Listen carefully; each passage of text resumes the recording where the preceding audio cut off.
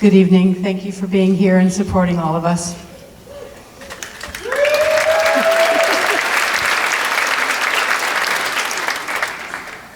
Growing up, our black and white television was filled with the images of the first moon landing,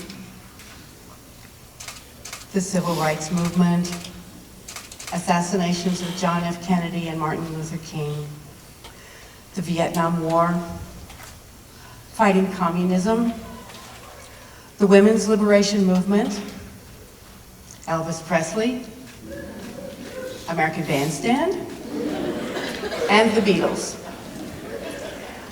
Little did I know then that the growing women's liberation movement would eventually impact my adult life, and that I would find the strength and courage to speak up for myself.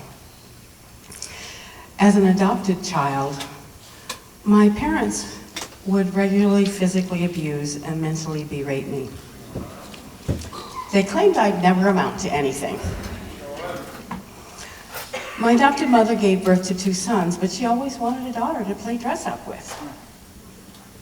Like many mothers of the time, she dreamed that I would become the next Shirley Temple. She dressed me in frilly homemade dresses with corrective shoes, and she rolled my hair on rags every night so I'd have those wonderful little sausage curls and the top knot all the way till high school. Well, sending me to school looking like that only led to bullying, and it was motivation to get away from that life. Music became my escape. Applying to college to pursue a career as a professional cellist meant breaking family traditions and defying my parents' wishes, for which they disowned me. Fortunately, I managed to survive on my own from the age of 17 to 23, and was the only family member for 3 generations to go to college and graduate with honors.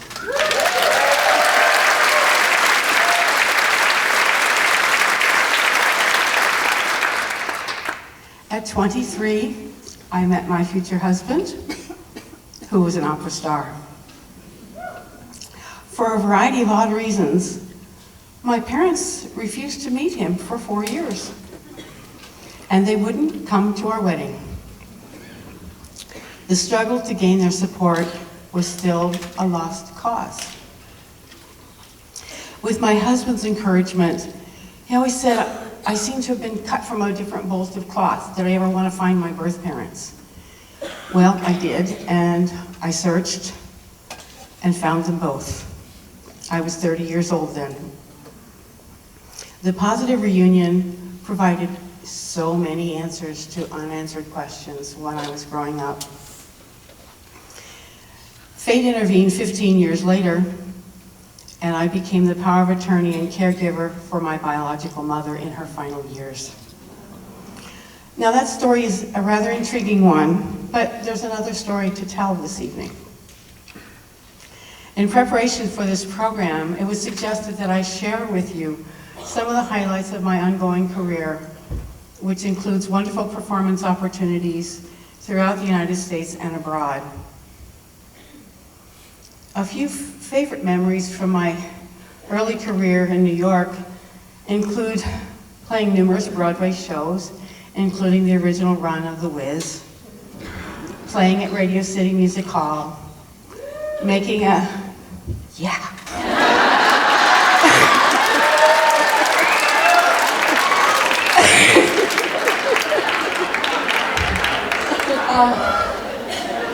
it was quite a show, especially from the pit.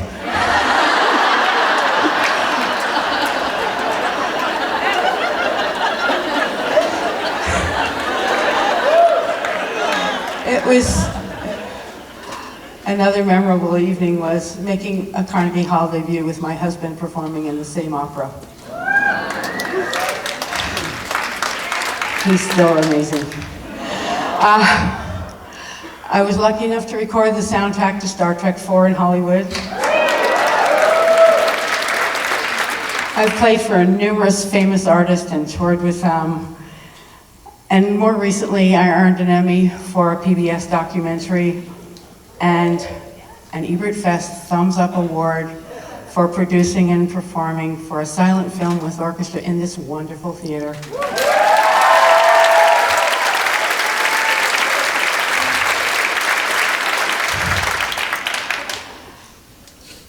When starting out in the music business in the 1970s, it was primarily a male-dominated industry. At times, I was one of few women in the orchestra and served in leadership roles. Far too often, I dealt with unwanted advances and remarks from male coworkers. They pinched my butt as I walked on stage to get to my chair. They tried to cop a feel, asked for dates, and suggested some rather improper actions. At my New York Philharmonic audition, one man welcomed me by looking straight at my chest and not at my face and said, "Hi, honey, how'd you get here?" They judged me then on appearance and not on talent. I was treated with less respect and not as a qualified musician. For years, I laughed off and ignored their comments. "Now, boys, just behave." I had to play nice to try to keep getting hired and not ruffle feathers. Not only had I dealt with improper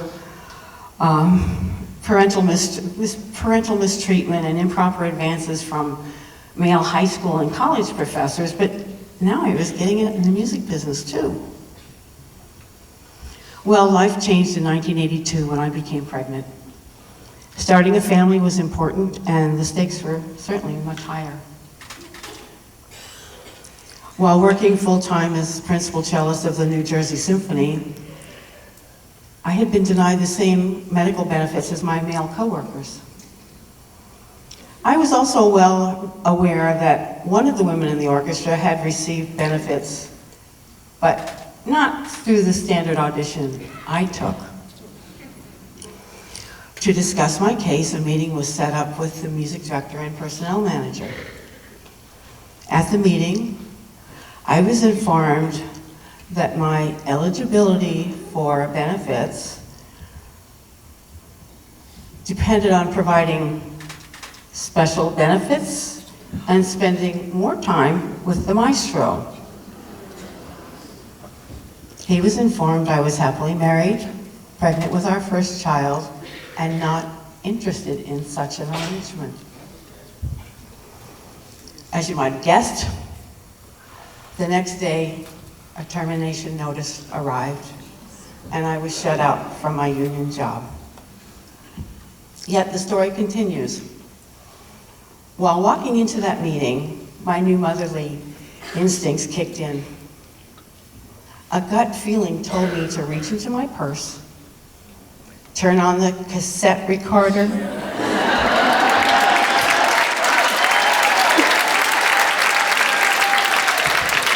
yeah, I did it. I had just used that recorder to record my solo in rehearsal. Well, I never got to hear and critique my solo, but that entire conversation was caught on tape.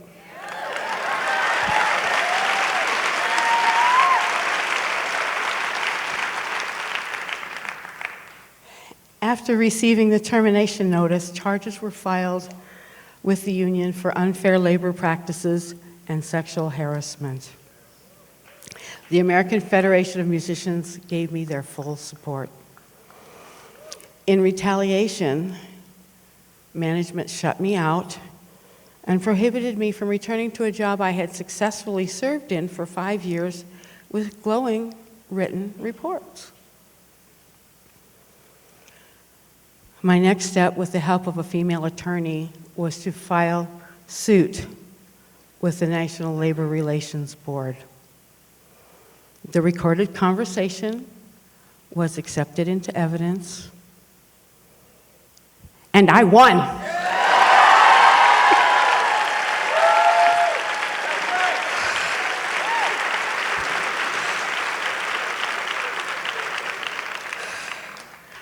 That litigation period was very stressful, while protecting my work rights and keeping my dignity in the face of management's slander.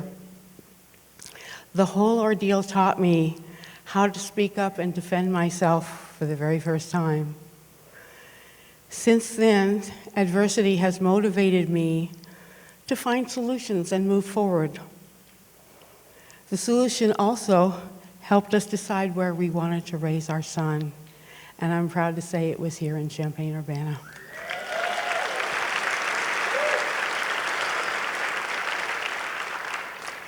"18 years after the suit, while at a conference in Maryland, I unexpectedly ran into some women from the orchestra and learned that my suit had also opened doors for them to speak up and fight against sexual harassment.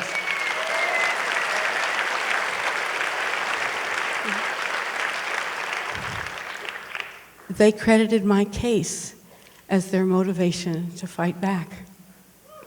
Suddenly, I no longer felt alone and realized that a small pebble thrown into the pond created a rippling effect, a positive rippling effect for other women who were subjected to this similar workplace harassment. At the time, I did not realize I had been a pioneer in the Me Too movement long before its current prominence. Thank you.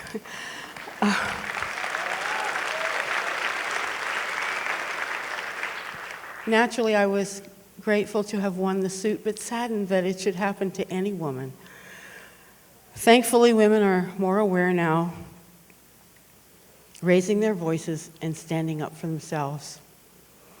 That whole incident motivated me, since we moved to Central Illinois, to make a difference, not only performing and teaching, but by providing performance opportunities, safe, supportive learning spaces, better workplace environments, collegial support, addressing gender and salary issues, fighting age discrimination, producing and performing in-school concerts through philanthropy and community service.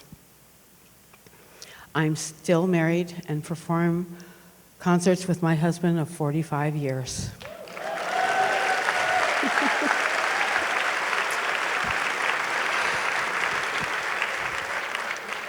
We have 2 accomplished sons and daughters-in-law with 4 wonderful grandchildren.